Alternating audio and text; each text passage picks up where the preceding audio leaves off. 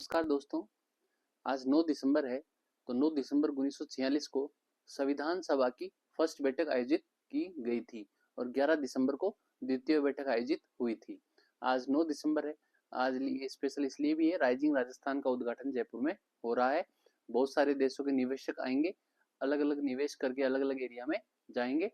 इससे राजस्थान में निवेश बढ़ेगा, रोजगार बढ़ेगा और राजस्थान का डेवलपमेंट विकास होगा। फिर बात करते हैं ताल छापर अभ्यारण्य की। ये चूरू में है। ये इसलिए फेमस है, काले हिरणों के लिए फेमस है ताल छापर अभ्यारण्य चूरू। अनास नदी के बारे में आज जिक्र था न्यूज़पेपर में, तो बांसवाड़ा में है अनास नदी, बागीदोरा बांसवाड़ा। सीरिया की जो राजधानी है दमिश्क, वहां पे जो सीरिया के जो सिया राष्ट्रपति थे, असद सरकार असद सरकार का अंत हो गया है और दमिश्क के लोगों ने वहां पे, उग्रवादियों ने वहां पे कब्जा कर लिया है और तख्ता पलट वहां पे कर दिया गया है सीरिया में। देसुरी नाल पाली में है। नाल के बारे में अपन देखते हैं। नाल क्या होता है? पहाड़ों के बीच से एक रास्ता जाता है, उसको काट कर बनाया जाता है।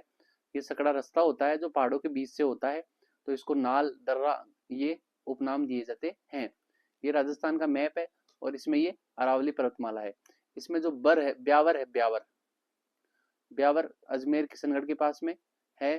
तो ब्यावर में 4 दर्रे हैं। ब्यावर में बर पखारिया, शिवपुरा और सुर्रा।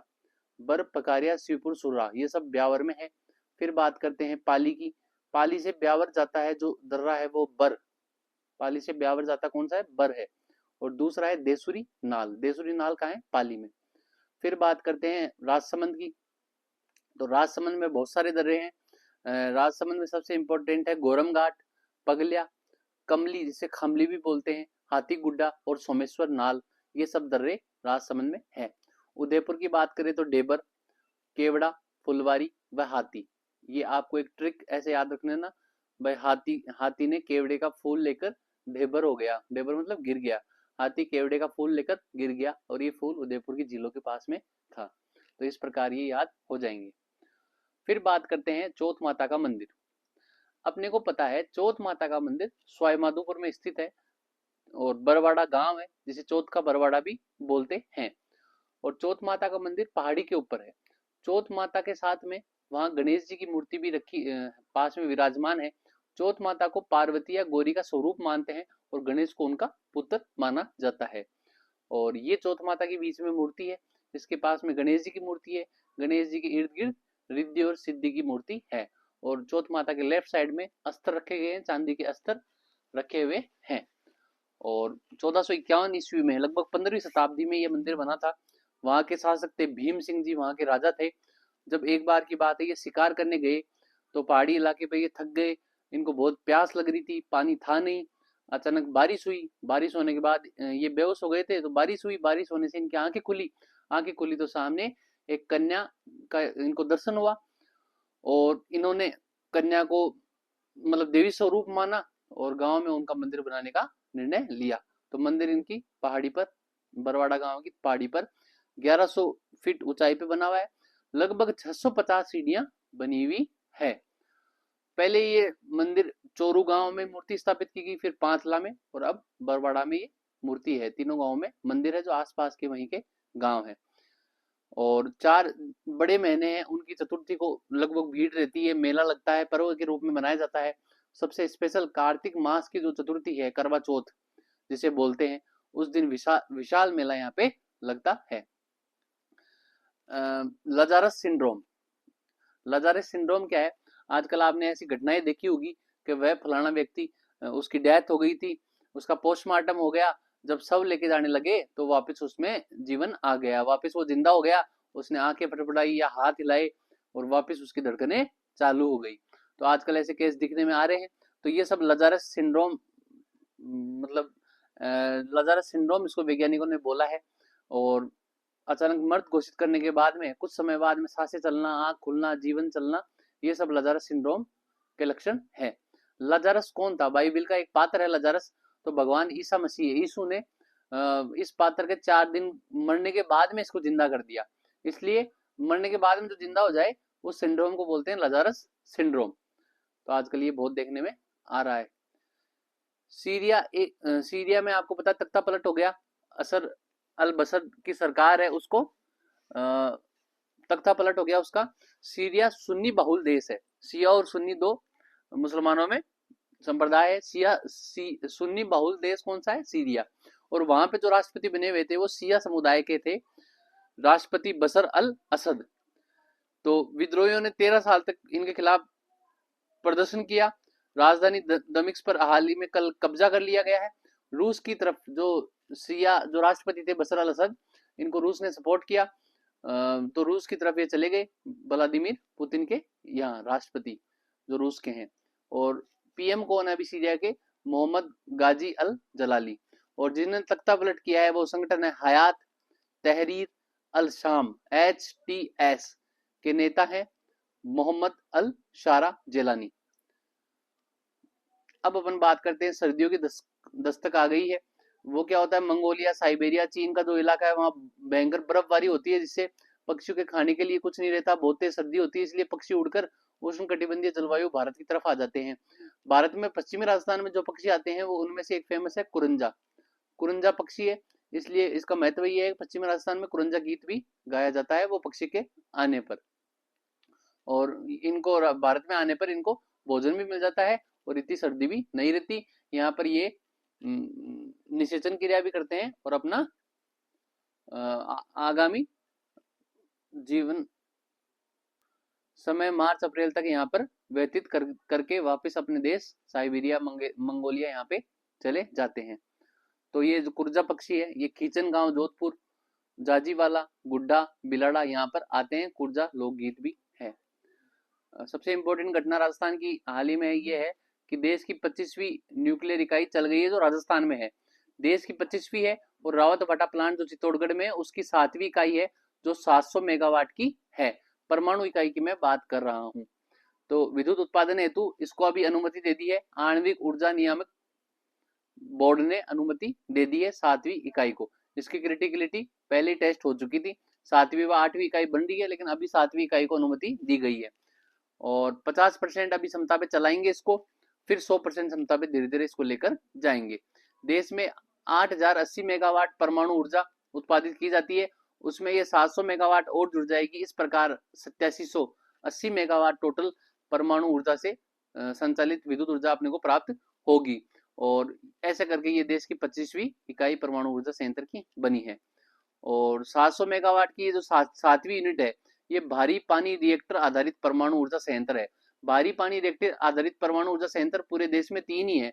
इससे पहले 2 काकरापार गुजरात में परमाणु ऊर्जा संयंत्र है जो भारी पानी पर आधारित है, और अब ये रावत भाटा का 7वां यूनिट भी भारी पानी पर आधारित है। तो इसलिए 3 यूनिट पूरे देश में कार्य कर रही है। वर्तमान में रावत भाटा में कितनी क्षमताएं हैं? पहली जो यूनिट है 200 मेगावाट की वो बंद हो गई है और टोटल 1080 मेगावाट उत्पादन होता है। 700 मेगावाट अभी इन्होंने 25वीं या 7वीं इकाई के रूप में लगाया है, तो 1780 मेगावाट टोटल रावत भाटा का उत्पादन अब होगा। उत्पादन क्षमता के आधार पर हाईएस्ट इन इंडिया है कुंडन कुलम, जो रूस के सहयोग से चल रहा है, तमिलनाडु में है, 2000 मेगावाट उत्पादन करता है। नरोरा यूपी में है, काकरापार गुजरात में है, कलपक्कम तमिलनाडु में है। ये कुछ इंपोर्टेंट परमाणु ऊर्जा संयंत्र हैं। भारतीय पीएम अभी पोलैंड की यात्रा पे गए हैं। पोलैंड की यात्रा पे वहां अपने जो पुराने क्रिकेटर थे कोल्हापुर के जाम साहब ऑफ नवानगर मेमोरियल वहां पे बना हुआ है कोल्हापुर में, उनको उन्होंने स्मारक पे श्रद्धांजलि दी है। पोलैंड और भारत की रणनीतिक साझेदारी 2024 से 28 तक डिफाइन की गई है। और पोलैंड से मोदी जी सीधे कीव यूक्रेन की जो शहर है वहां पे गए हैं रेल के द्वारा। इस रेल का नाम दिया है रेल फोर्स 1। और यूक्रेन में जो 1992 के बाद में यूक्रेन की यात्रा करने वाले पहले ऐसे पीएम नरेंद्र मोदी बन गए हैं। सबसे इंपॉर्टेंट चीज ये है भीष्म क्यूब। भीष्म क्यूब क्या है? Bharat health initiative for सहयोगिता and मैत्री, सहयोग और मैत्री के लिए भारत का हेल्थ इनिशिएटिव है। जो यूक्रेन और युद्ध चल रहा है उस युद्ध के बीच में, यूक्रेन और रशिया का जो वॉर चल रहा है उसके बीच में भीष्म क्यूब मतलब हेल्थ के लिए एड दे रहा है, भारत हेल्थ के लिए सहायता दे रहा है। ऐसा एक क्यूब है भीष्म जिसका नाम है, जो हेल्थ इनिशिएटिव है भारत की तरफ से सहयोग देने के लिए ब्राजील को। तो ये नरेंद्र मोदी द्वारा दिया गया। भारतीय राष्ट्रपति का दौरा हुआ 3 देशों में, फिजी, न्यूजीलैंड व तिमोर लेस्ते। फिजी में गई तो राष्ट्रपति जी को सम्मान मिला है companion of the order of Fiji. और न्यूजीलैंड में राष्ट्रपति जी गई, तिमोर लेस्ते में गई तो वहां grand collar of the order of Timor Leste, राष्ट्रपति जी को सम्मान मिला है। वह रेडियो व टीवी में, वहां के रेडियो व टीवी हेतु भारत कुछ कार्य करेगा, ऐसे समझौते भी हुए हैं। किसी देश का सर्वोच्च नागरिक सम्मान, नरेंद्र मोदी को रूस में order of saint Andrews the apostle, very very important है, 2024 में मिला है। 2019 में इसकी घोषणा हो गई थी, अभी पुतिन ने ये दिया है। रूस में जो प्रभावशाली कार्य करते हैं उन व्यक्ति को दिया जाता है। नरेंद्र मोदी भारत के ऐसे पहले व्यक्ति हैं जिनको saint Andrews the apostle award दिया गया है, भारत के ऐसे पहले नेता हैं। और 300 साल पुराना ये अवार्ड है। और जो रूस का जो पहला राष्ट्र अध्यक्ष था, सम्राट था, 1699 में, लगभग 1700 ईस्वी में इन्होंने ये स्टार्ट किया था, saint Andrews the apostle. Saint Andrews कौन थे? जब ईसा मसीह थे, इनका देहांत हो गया, इनको सूली पे लगाया गया, क्रॉस पे लगाया गया। उसके बाद में इनकी जो शिक्षाएं थी इनको बाहर दूर दूर तक घूम घूम के इन्होंने प्रसार किया सेंट एंड्रयूज ने। तो ये सेंट एंड्रयूज थे और ये जो रूस के द्वारा ये सम्मान दिया जाता है। 1918 में रूसी क्रांति के समय इसको समाप्त कर दिया था। 1998 में सेंट एंड्रयूज द एपोस्टल को वापस स्टार्ट किया गया। सेंट एंड्रयूज यीशु के शिशु थे और 12 मूल अनुयायी में से एक थे। इन्होंने बहुत लंबी लंबी दूरी करके ये जो ईसा मसीह है इनके संदेशों को लोगों बागों तक पहुंचाया। और भूटान से भी मोदी को सम्मान मिला है, ऑर्डर ऑफ डर्क गयाल्पो। डर्क गयाल्पो क्या होता है? The king of Bhutan, the king of Bhutan. तो ये सम्मान मोदी को भूटान के द्वारा दिया गया है और इसको ड्रैगन किंग भी बोलते हैं, ड्रग गयाल्पो। तो ये 2 अवार्ड आप विशेष याद रखना। वियतनाम राष्ट्र का प्रमुख जो है फान मिन चिन, ये सब भारत आए हैं ये तीनों, मतलब ये एक ही नाम है, 3 नहीं है, सॉरी। वियतनाम राष्ट्र के राष्ट्राध्यक्ष है, वहां के राष्ट्रपति है फान मिन चिन, ये भारत आए हैं। राष्ट्रीय समुद्री विरासत परिषद जो लोथल में भी है भारत में, और उस पे समझौता इनके बीच में होगा। मलेशिया के राष्ट्राध्यक्ष दातो सेरी अनवर इब्राहिम, ये साहब भी भारत आए हैं। और आईबीएसी इंटरनेशनल बिग कैट अलायंस जिसका सदस्य भारत भी है, मलेशिया भी उसका संस्थापक सदस्यों में एक हो गया है। 3 युद्ध अभ्यास देखेंगे अपन, मित्र शक्ति, उदार शक्ति और पर्वत पहाड़। मित्र शक्ति है भारत श्रीलंका के बीच में, श्रीलंका में इसका आयोजन हुआ। उदार शक्ति है भारत और मलेशिया के बीच में, मलेशिया में आयोजित हुआ। प्रहार, पर्वत पहाड़, प्रहार, ये भारतीय सेना का है, लद्दाख में इसका आयोजन। मित्र शक्ति है। फिर बात करते हैं शेख हसीना जुल्फों वाली। शेख हसीना बांग्लादेश की पीएम है जिन्होंने त्यागपत्र दे दिया था, जो भारत आ गई थी, तख्ता पलट हो गया था। मोहम्मद यूनिस इनकी जगह बने। शेख हसीना, मोहम्मद यूनिस को नोबेल पुरस्कार मिला हुआ है। पीएम बांग्लादेश के अभी हाल ही में पीएम मोहम्मद यूनिस साहब है। और पेतोंग तान सिनावागा, ये महिला है, थाईलैंड की सबसे युवा पीएम है। इनके फैमिली से पहले भी थाईलैंड में पीएम रह चुके हैं। सिनावागा इनकी कास्ट है। निकोलस मादुरे, ये वेनेजुएला के राष्ट्रपति तीसरी बार बने हैं। तेल आमेर वेरी इंपॉर्टेंट है, फिलिस्तीन में है और यूनेस्को द्वारा वर्ल्ड हेरिटेज साइट का दर्जा दिया गया है। ये साइट खतरे में है क्योंकि जो फिलिस्तीन और इजराइल के बीच में युद्ध चल रहा है उसमें इसके खूब सारे हिस्से तेल आमेर के डैमेज हो गए हैं। ये एक प्रकार के एक चर्च है, वहां पे चर्च है और इसके खूब सारे हिस्सा डैमेज हो गए। गाजा पट्टी पर ये स्थित है तेल आमेर। एक है voice of global south summit, जो ग्लोबल साउथ है, जो अल्प विकसित देश है, इन सब देशों की एक समिट हुई थी जो भारत में आयोजित की गई। तीनों समिट ही भारत में आयोजित की गई। 123 देशों ने भाग लिया, चीन और पाक को इनवाइट नहीं किया गया। 8वां धम्म सम्मेलन अहमदाबाद गुजरात में हुआ। IUPAC, Indo Pacific economic framework, Indo Pacific economic framework 14 देश है। आपूर्ति श्रृंखला परिषद के उपाध्यक्ष भारत को बनाए गए और अध्यक्ष इसके यूएसए हैं। फिर बात करते हैं मोदी की सितंबर में विदेश यात्रा। सबसे इंपॉर्टेंट है, मोदी अमेरिका गए। अमेरिका में क्वाड शिखर सम्मेलन, जो अमेरिका, जापान, ऑस्ट्रेलिया और भारत के बीच में होता है, तो अमेरिका में क्वाड शिखर सम्मेलन हुआ। इसका स्थान था विलिंगटन, डेलावेयर, यूएसए। जो अमेरिका के राष्ट्रपति हैं उन राष्ट्रपति का ये निर्वाचन क्षेत्र है डेलावेयर। तो यहाँ पे क्वाड शिखर सम्मेलन हुआ था और क्वाड शिखर सम्मेलन, क्वाड की शुरुआत हुई थी मालाबार, पहले युद्ध अभ्यास होता था 3 देशों के बीच में। फिर यूएसए इसमें 2024 में यूएसए में हुआ और 2025 में क्वाड शिखर सम्मेलन भारत में होगा। फिर बात करते हैं घोषणा, क्या क्या घोषणा हुई क्वाड में। क्वाड कैंसर मूनशॉट पहल, क्वाड देशों के लिए कैंसर मूनशॉट पहल होगी। मैत्री, maritime initiative for training in Indo Pacific की शुरुआत होगी। और पोर्ट्स के लिए quad ports of future partnership किया जाएगा। और क्वाड स्टेम फेलोशिप ये भारत के द्वारा दी जाएगी क्वाड देशों को, कि वहां के विद्यार्थी यहाँ पर आकर 4 साल तक स्टडी कर सकते हैं। यूनाइटेड नेशन में मोदी का सम्मेलन संबोधन वेरी वेरी इंपॉर्टेंट है। समिट ऑफ द फ्यूचर में न्यूयॉर्क जो यूनाइटेड नेशन का जहाँ हेडक्वार्टर है, यूनाइटेड नेशन जनरल असेंबली में मोदी का संबोधन हुआ। समिट ऑफ द फ्यूचर उसका नाम है। इसका विषय है multilateral solution for the better tomorrow. United nation general assembly का 79वां सत्र था जो न्यूयॉर्क यूएसए में आयोजित किया गया। और भारत और अमेरिका के बीच में द्विपक्षीय संबंधों पर भी वार्ता हुई। तो मोदी अमेरिका गए, 3 काम उन्होंने किया। पहले क्वाड को संबोधन किया, फिर यूनाइटेड नेशन में गए, फिर भारत अमेरिका द्विपक्षीय समझौते संबंध किए गए। भारत क्या करेगा, अमेरिका से 31 जनरल एटॉमिक्स MQ-9B ये लेगा, जिसमें 16 स्काई गार्डियन है और 15 सी गार्डियन है। याद रखना 16 स्काई गार्डियन है और 15 सी गार्डियन है। और फिर बात करते हैं C-130J सुपर हर्क्यूलिस विमान का भी समझौता किया गया। इंड और यूएसएक्स ये शिखर सम्मेलन आयोजित इसका यूएसए में किया गया। इंड-एक्स इंडिया और यूएसएक्स, तो यूएस और इंडिया दोनों का नाम इसमें आ रहा है। मोदी जी फिर सिंगापुर की यात्रा पे गए। सिंगापुर में इन्वेस्ट इंडिया कार्यालय की स्थापना की गई। भारत का पहला तिरुवल्लुर सांस्कृतिक केंद्र सिंगापुर में खोला जाएगा। अबू धाबी के क्राउन प्रिंस है जो मोहम्मद बिन जायद अल नहान, ये भारत की यात्रा पे आए। इन्होंने प्रमुख समझौते ये किए, जो बराक परमाणु ऊर्जा संयंत्र है अबू धाबी में, उसका संचालन एमिरेट्स कंपनी न्यूक्लियर एनर्जी की जो कंपनी है अबू धाबी की, और भारत की जो भारतीय परमाणु ऊर्जा निगम है, इनके बीच में समझौता हुआ। LNG आपूर्ति को लेकर भी समझौता किया गया। ये वेरी इंपॉर्टेंट है। वैश्विक नवाचार सूचकांक 2024 ये वीपो world intellectual property right organisation के द्वारा, जिसकी स्थापना 1967 में हुई, इसके द्वारा ये इंडेक्स निकाला जाता है। भारत को 39th रैंक इसमें मिली है। पिछली बार भारत की 40वीं रैंक थी और पहली रैंक स्विट्जरलैंड को मिली है नवाचारों के मामले में। वैश्विक साइबर सुरक्षा इंडेक्स 2024 ये ITU अंतरराष्ट्रीय दूरसंचार संघ द्वारा निकाला जाता है। भारत शीर्ष टायर 1 शहरों में शीर्ष दर्जा भारत को मिला है साइबर सुरक्षा में। एशिया पावर इंडेक्स, इसमें भारत को 3rd रैंक है। लोवी इंस्टीट्यूट जो ऑस्ट्रेलिया का इंस्टीट्यूट है, इसके द्वारा एशिया पावर इंडेक्स निकाला जाता है। 1st नंबर भी यूएसए है। युद्धाभ्यास की बात करें तो अल नजा ये भारत और ओमान के बीच में होता है, ओमान में ही हुआ। काजिंद वेरी इंपॉर्टेंट है, भारत और कजाकिस्तान के बीच में होता है। ये ओली उत्तराखंड में आयोजित किया गया।